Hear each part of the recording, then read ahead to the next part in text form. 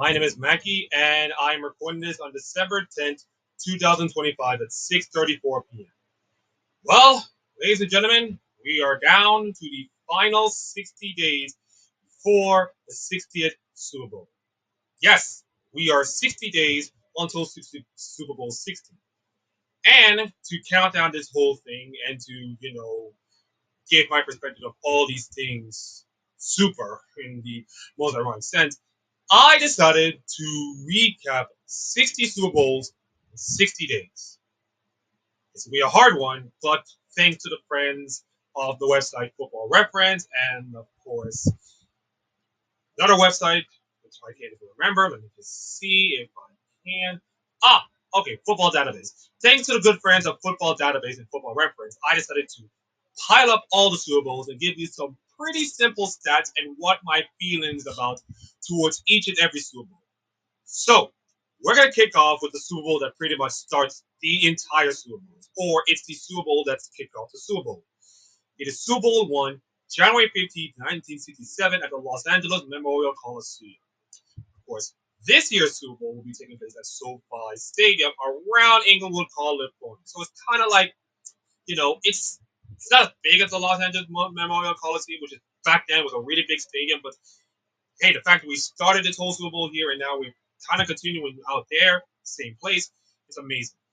This is taking place against from the AFL, the Kansas City Chiefs, versus the NFL champion, the Green Bay Packers. Now, for good context, the Super Bowl has never been the Super Bowl until let's just say Super Bowl 3 or Super Bowl 5, of course.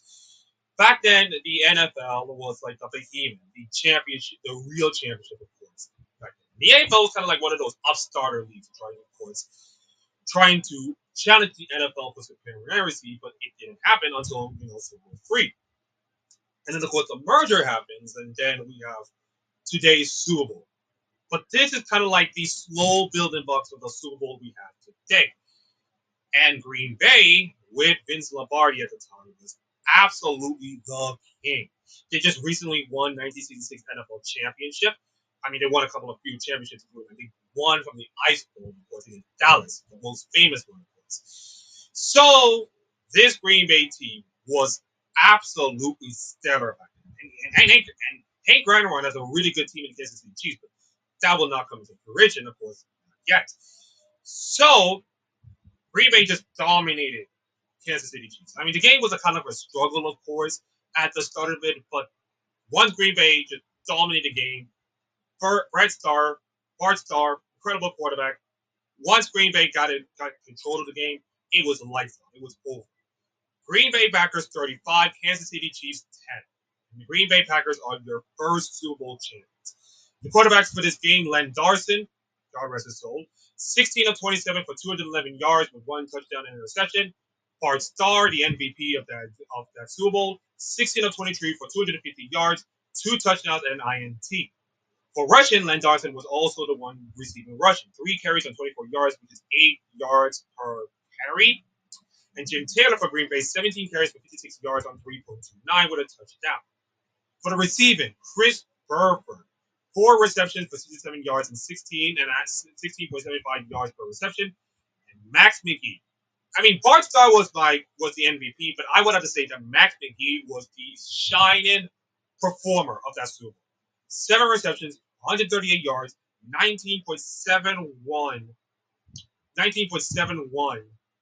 yards per reception, including 2 touchdowns. Probably the most memorable touchdowns, of course, when he decided to reach out from his backhand incredibly well. That's kind of like it's not the brilliant one and catch that we see today in NFL, but it's kind of like the early remnants of the NFL.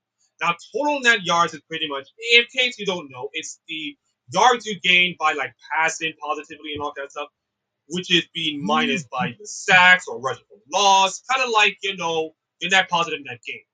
For the net yards, which I got it from the football database, Green Bay 361 to Kansas City's 239. Both teams have one turnover each. And of course, both of them have one fumble, but both of them canceled out. So what do I remember from the Super Bowl? Not that much. It's not the big Super Bowl that we know of today. It's kind of like the early case of the Super Bowls. Like back then, there were one referee, the courts, and 2 players standing out in the field. Today, we got media members, presidents, big personalities and all kinds of stuff. And you got like 3 players on each team. So the Super Bowl today is not the Super Bowl back then. And Super Bowl back then was kind of like cheap. Like you could say like $30 in a ticket. Now you can tend to get the Super Bowl like $5,000 if you get like the highest. And while the kind of play was not great, and I don't have like memorable moments other than the Max McGee touchdown, of course, and Green Bay Packers just being Green Bay Packers. If you're an early Green Bay Packers fan, you know this was kind of like the Green Bay Packers asserting their dominance in the NFL, the early days of the NFL, and the Super Bowl performance pretty much sums it up. So that is Super Bowl one. Not much to say about that. If you like the video, please like, comment, subscribe to all these videos. And tomorrow we will review Super Bowl two. Catch you on the flip side, everybody.